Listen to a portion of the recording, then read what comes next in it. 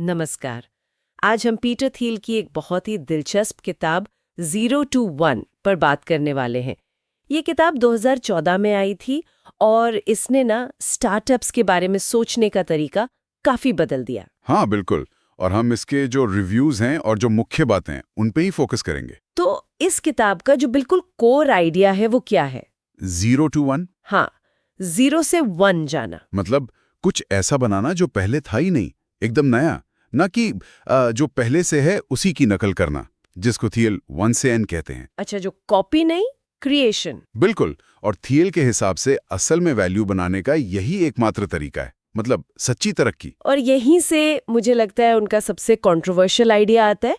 वो कहते हैं कि कंपटीशन नहीं, मोनोपोली, एकाधिकार। हाँ, एकाधिकार।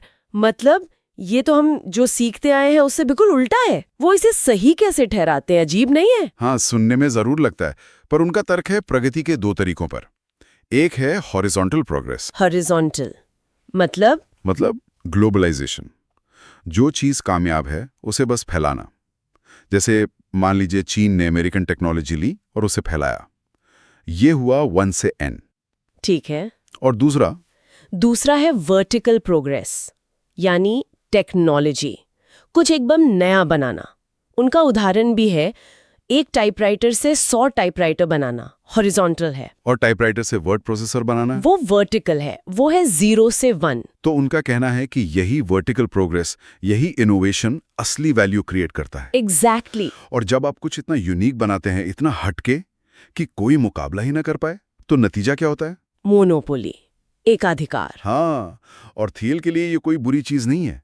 ये तो इनोवेशन का इनाम है एक तरह से। उनका तर्क है कि जब बहुत ज्यादा कंपटीशन होता है ना, तो सारी कंपनियां सिर्फ टिके रहने के लिए लड़ती हैं। प्रॉफिट मार्जिन बिल्कुल खत्म हो जाते हैं। तो फिर नया बनाने पे फोकस कहाँ से रहेगा? सही बात। इसलिए वो गूगल का उदाहरण देते हैं कि उन्होंने कुछ इतना अच्छा बनाया कि सालों तक कोई टक्कर ही नहीं दे पाया। अब हाँ, ये विचार विवादास्पद तो है ही, इसमें कोई शक नहीं। वाकई ये सोचने पर मजबूर करता है। लेकिन थियल सिर्फ बड़े आइडिया की बात नहीं करते, वो सीक्रेट्स या रहस्यों की बात भी करते हैं। इसका क्या मतलब है? उनका मानना है कि हर बड़ा बिजनेस, हर सफल स्टार्टअप किसी न किसी ऐसे सच पर टिका होता है जिसे ज्यादातर लोग या तो देखते नहीं या मानते नहीं, एक सीक्रेट पर। अच्छा, जैसे? वो कहते हैं कि हमें खुद से ये सवाल पूछना चाहिए, वो कौन सा जरूरी सच है जिस पर बहुत कम लोग आपसे सहमत होंगे। इसी के जवाब में शायद अगला बड़ा इनोवेशन छुपा हो। दिलचस्प है। तो ये सीक्रेट्स ढूंढना और उन पर काम करना, लेकिन इसके लिए पैसा भी तो चाहिए। स्टार्टअप की दुनिया तो वैसे ही इतनी रिस्की है। सही कहा। और यहीं पर उनका पावर लॉ का सिद्धांत आता है वेंचर कैपिटल के लिए। पावर लो, वो क्या है? वो समझाते हैं कि वेंचर कैपिटल में ना रिटर्न्स बहुत असमान होते हैं। मतलब ज्यादातर स्टार्टअप्स फेल हो जाते हैं, लेकिन कुछ, बस गिने चुने, वो इतने ज्यादा सफल होते हैं कि वो बाकी सबके नुकसान की भरपाई कर देते हैं और उससे भी कहीं ज्यादा कमा कर देते हैं। अच्छा, तो मतलब सारा खेल कुछ चुनिंदा बड़ी जीतों पर टिका है। हाँ, इसलिए थियल कहते हैं कि अपनी एनर्जी और पैसा उस एक बड़े आइडिया पर लगाओ जिसमें 0 से 1 जाने की जबरदस्त क्षमता हो, बजाय इसके कि आप 10 छोटे-मोटे आइडियाज में थोड़ा-थोड़ा पैसा लगाएं। ये तो इन्वेस्टर फाउंडर दोनों के लिए सोचने वाली बात है। और थियल सिर्फ आइडिया या पैसे की बात नहीं करते, वो टीम और फाउंडर पर भी बहुत जोर देते हैं ना? बिल्कुल।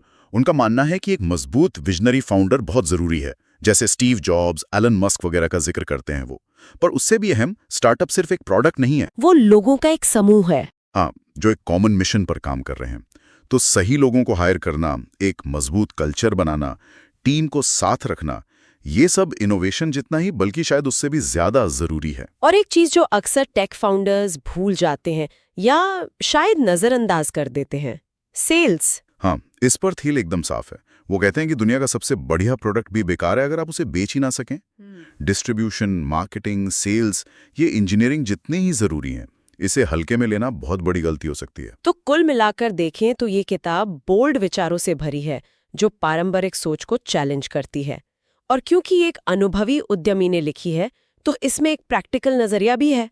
छोटी भी है पढ़ने में, सही। लेकिन जैसा हमने कहा, ये मोनोपोली वाली बात काफी विवादास्पद है और कुछ तर्क थोड़े अमूर्त मतलब फिलोसॉफिकल ज्यादा लग सकते हैं।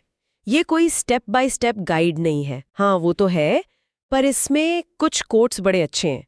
जैसे एक मुझे याद आ रहा है, सबसे विपरीत बात भीड़ का विरोध करना नहीं बल्कि अपने लिए सोचना है। हाँ, ये बहुत गहरी बात है। तो चलिए इस चर्चा को समेटते हैं। थेल का जो मुख्य संदेश है वो साफ है। भविष्य कॉपी करके नहीं बनेगा, ओरिजिनल कुछ बना के बनेगा।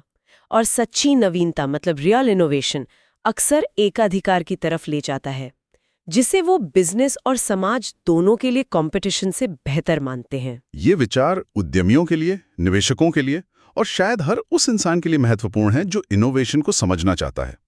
ये सोचने पर मजबूर करता है कि क्या सफलता का रास्ता हमेशा कंपटीशन से ही होकर गुजरता है, या फिर कुछ एकदम नया बनाकर एक तरह का एकाधिकार बनाना भी एक सही और शायद ज्यादा फायदेमंद रास्ता हो सकता है। और आखिर में एक सवाल जो थियल छोड़ जाते हैं। उन्होंने लिखा था, अगला बिल गेट्स ऑपरेटिंग सिस्टम नहीं बनाएगा। यह हमें सोचने पर मजबूर करता है। एक आज के समय में वो कौन से सीक्रेट्स हैं, वो कौन से अनछुए मौके हैं जहां 0 से 1 वाली छलांग लगाई जा सकती है। हाँ, और आने वाले कल का निर्माण किया जा सकता है। शायद यही सवाल इस किताब की सबसे बड़ी देन है, उन मौकों की तलाश करना जो अभी दुनिया को नजर नहीं आए।